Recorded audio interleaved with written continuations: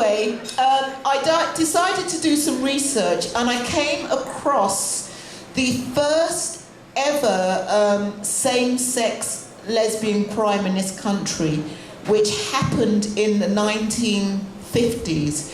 And actually, it was a black woman who was taken to court. This black woman actually was a lesbian and in relationship with a white woman, and she was in Yellowknife. What the hell was she doing in Yellowknife? I don't know. So this poem is called Yellowknife. You can record this one. Well, I'll let you know after. Yellowknife. When it was a mere 20 below, I'd think, boy, this is a great day. Push back my parka hood. This was nothing. I was used to New York winters. 1953, Yellowknifed.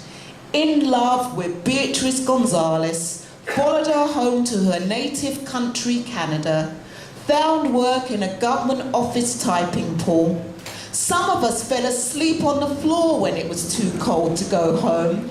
We'd fall asleep exchanging stories of the past. Some women made it quite clear to me that my type of life was quite foreign, that they had absolutely no interest in me. I made it quite clear to them I was not desperate. That would be foolish.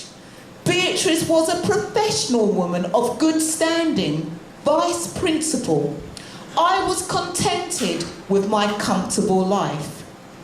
Now, if I had been a man, I would have got away with touching a woman's cleavage, lifting up her crinoline, even rubbing up against her genitals. If she had tried to press charges against me, she would have been told, you encouraged it. What was you doing alone in a room with a man who wasn't your husband? Did you make advances? A kiss would have been considered trifling, nothing to write home about, yet headlines read, first same-sex lesbian case. The public needed to be protected, branded a freak of nature. Yellowknives were out to get me. Gross indecency was my crime. Guilty on a white woman's evidence alone. In court, Laura claimed to have looked up at me from her desk. I was supposed to have looked at her, rather strangely, a very concentrated look indeed. She was supposed to have looked down, and I was supposed to have grabbed her. And as I tried to kiss her, she was supposed to have pushed me away, and I was supposed to have said, "You're very cruel indeed." Well, of course I looked at her, even undressed her with my eyes, but she undressed me too. She whispered, "Exotic," and in the next breath spat out, "You beast." Breath palpitating, our lips brushed. No, no, don't.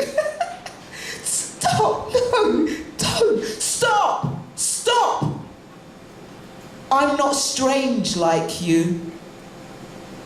I was the first woman tried and arrested for gross indecency against another woman. I was yellow-knifed. I was black. Guilt.